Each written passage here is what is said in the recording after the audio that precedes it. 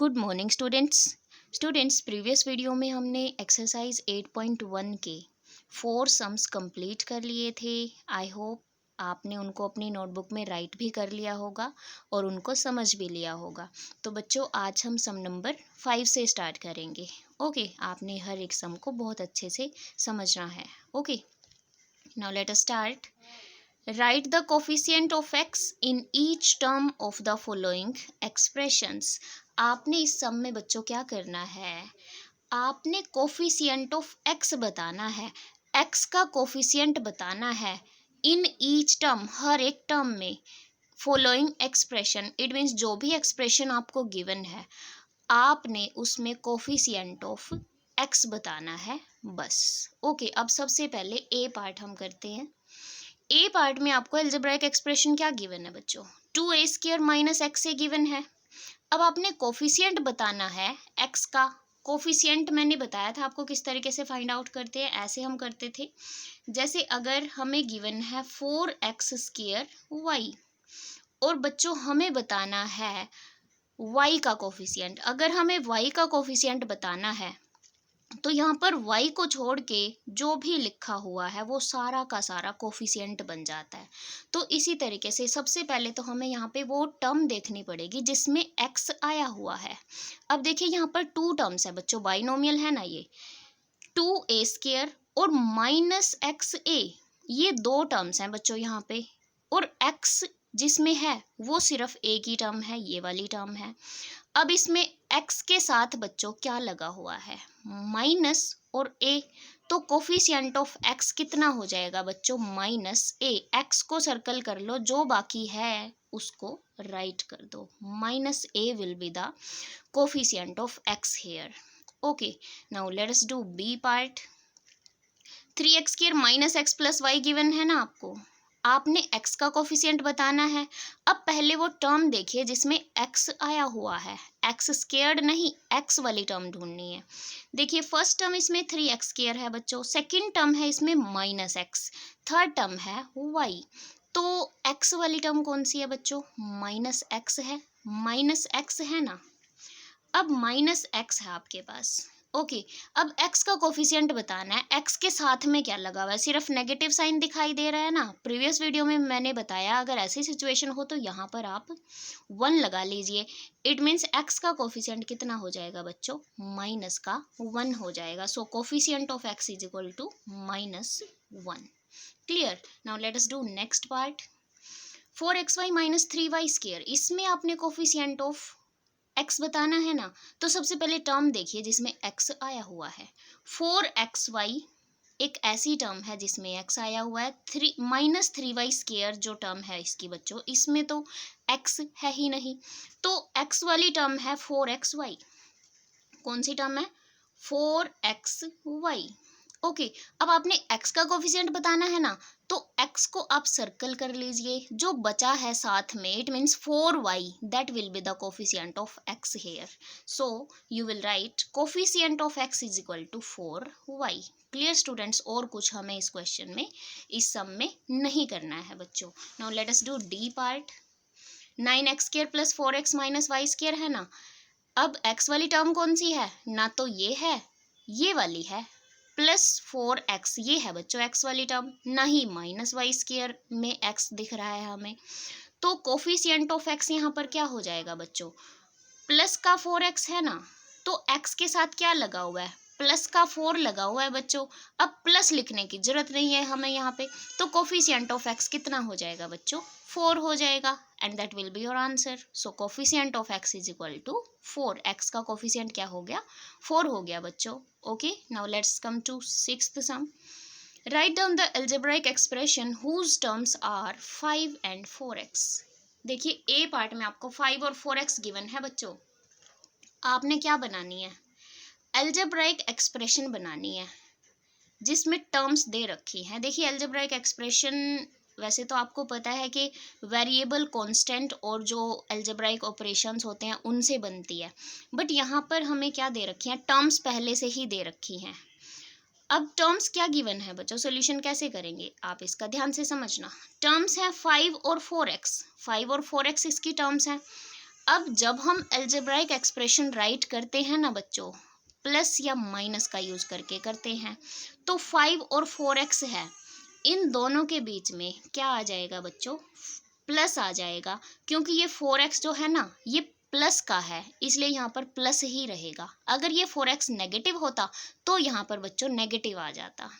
Okay, algebraic expression क्या बन गई आपकी, 5 + 4x। इसमें आपको पता है, देखिए दो टर्म्स गिवन थी ना, दो ही तो टर्म्स है ना यहाँ पर, it is a binomial expression है ये। Okay, now B part, 3x² given है, -y² गिवन है। टर्म्स क्या गिवन है, 3x² और माइनस का y²। टर्म्स के बीच में कोमा आता है बच्चों, और अलजेब्राइक एक्सप्रेशन में साइन आता है, प्लस या माइनस आता है बीच में। टर्म्स के बीच में कौन से साइन आते हैं, प्लस या माइनस। अब देखिए, आपने सिर्फ क्या करना है, 3x² -y², इसको एज इट इज आपने राइट कर देना है। आप इसको इस तरीके से भी समझ सकते हैं, टर्म्स को ऐड करके इस तरीके से।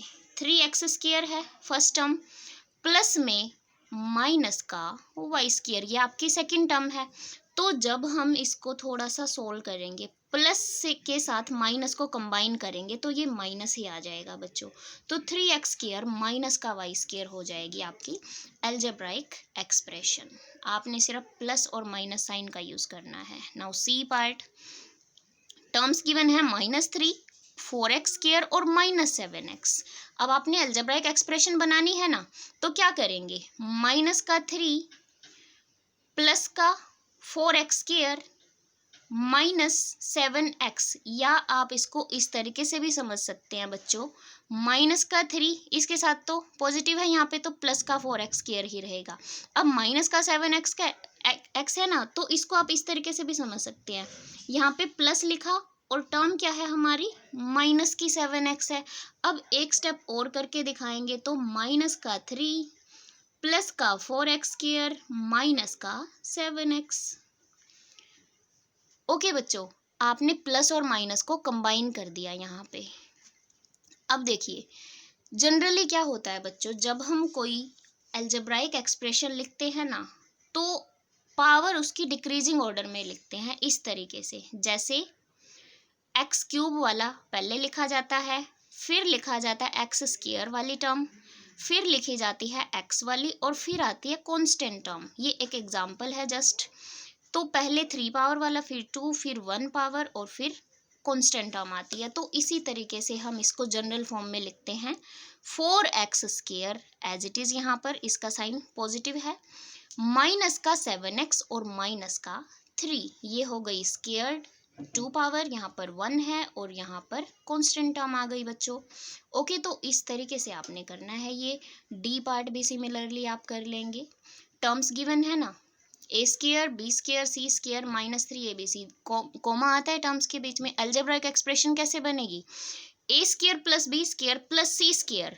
अब इसको भी आप यहाँ पे प्लस लिख के ब्रैकेट में माइनस का 3 abc लिख के भी कर सकते हैं, बट वो नेक्स्ट स्टेप में सेम ही हो जाता है। तो डायरेक्ट मैंने क्या लिख दिया, a² + b² + c² -3 abc।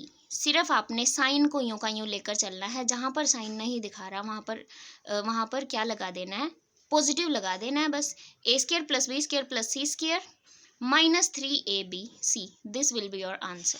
Okay, practice करनी है बच्चों, बिना प्रैक्टिस नहीं होगा। ये अलजेब्रा है, बहुत इंटरेस्टिंग होता है, बट इसकी प्रैक्टिस जरूर करनी पड़ती है।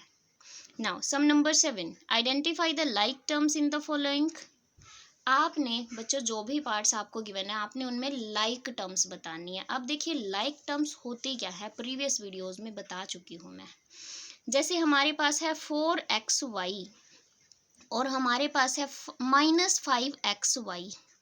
अब इनके पीछे जो वेरिएबल है बच्चों, ये xy लगा हुआ है, यहाँ पर भी xy लगा हुआ है, तो ये दोनों टर्म्स कैसी हो गई बच्चों, लाइक टर्म्स हो गई। ओके, इस तरीके की टर्म्स को हम क्या बोलते हैं, लाइक टर्म्स बोलते हैं।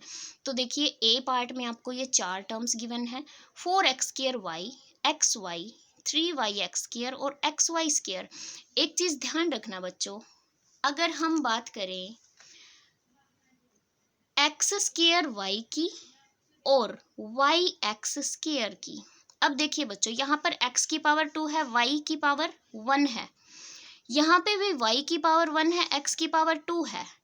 तो ये दोनों बच्चों लाइक टर्म्स ही हैं, सिर्फ आगे पीछे ये मल्टीप्लिकेशन में लिखी हुई है। और आप कह सकते हैं कि एक्स वाई किसके इक्वल लेकर चलते हैं, हम वाई एक्स के इक्वल लेके चलते हैं, आगे पीछे हम इनको कर सकते हैं। तो इसी तरीके से आपने आइडेंटिफाई करना है, यहाँ पे पहचानना है। गिवन टर्म्स लिखेंगे सबसे पहले। अब देखिए लाइक टर्म्स कौन सी हैं। देखिए इसका जो वेरिएबल है वो एक्स स्क्वायर वाई है, इसके साथ जो वेरिएबल अटैच्ड है वो एक्स स्क्वायर वाई है, यहाँ पर एक्स वाई है, ये तो दोनों लाइक नहीं है। अब यहाँ पर देखिए बच्चों वाई एक्स स्क्वायर है, यहाँ पे भी वाई एक्स स्क्वायर है। अभी अभी मैंने बताया x square y x square के इक्वल ही लेके चलना है आपको, और एक्स वाई स्क्वायर डिफरेंट हो जाएगा। देखिए बच्चों, एक तो है हमारे पास एक्स वाई स्क्वायर, एक है वाई एक्स स्क्वायर। अब आप इनको कंपेयर कीजिए, यहाँ पर x की पावर 1 है, y की पावर 2 है, लेकिन यहाँ पर y की पावर 1 है और x की 2 है। तो बच्चों ये दोनों लाइक टर्म्स नहीं होंगी, ये दोनों अनलाइक टर्म्स हैं। तो आपको इन चारों टर्म्स को देख के पता लगा कि सिर्फ ये वाली और ये वाली लाइक टर्म्स हैं, ये वाली इनके साथ लाइक नहीं है। तो क्या लिखेंगे लाइक टर्म्स में, 4x square y comma 3y x square. बस ये दो ही टर्म्स हैं आपकी जो लाइक है। ओके बच्चों, नेक्स्ट पार्ट करते हैं ताकि आपको और क्लियर हो। B part, 5a 3ab -2a और -1/3a, ये चार टर्म्स गिवन है ना आपको। अब देखिए, अगर हम बात करें इसके साथ जो वेरिएबल अटैच्ड है वो a है बच्चों, यहाँ पर ए बी है तो ये तो लाइक हुई नहीं, यहाँ पर ए है, यहाँ पर भी ए, यहाँ पर भी ए, और फोर्थ टर्म में भी बच्चों वेरिएबल क्या है, ए है। तो ये वाली टर्म और ये वाली टर्म क्या हो जाएंगी, लाइक टर्म्स हो जाएंगी। So like terms will be 5a -2a -1/3a and this will be your answer. Okay बच्चों, एक दो पार्ट और करते हैं हम ताकि बिल्कुल ही क्लियर हो जाए आपको, आपने बस प्रैक्टिस करनी है। फिर सी पार्ट, इसमें बच्चों आपको 5 टर्म्स गिवन है। गिवन टर्म्स कौन सी हैं, x square, 4x square y square और -2x स्क्वायर। आपने लाइक टर्म्स बताने हैं ना, तो देखिए कैसे करेंगे हम बच्चों। यहाँ पर एक्स स्क्वायर है, अब एक्स स्क्वायर वाला देखते हैं हम, कोई है तो नहीं, यहाँ पे 4x है, इसमें x है, तो ये तो लाइक हुई नहीं। यहाँ पे एक्स स्क्वायर वाई है, वाई एक्स्ट्रा है यहाँ पे, ये भी इसके साथ लाइक नहीं होगी।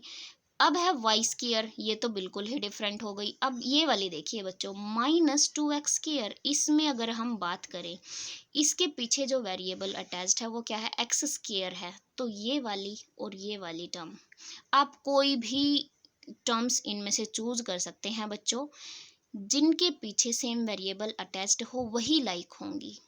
ऐसा भी हो सकता था एक्स वाली 2-3 टर्म्स मिल जाती हमें तो वो लाइक हो जाती। अब एक्स स्क्वायर वाली मिल रही है ना 2, तो हमें इन्हीं को लाइक टर्म्स में लिखना पड़ेगा।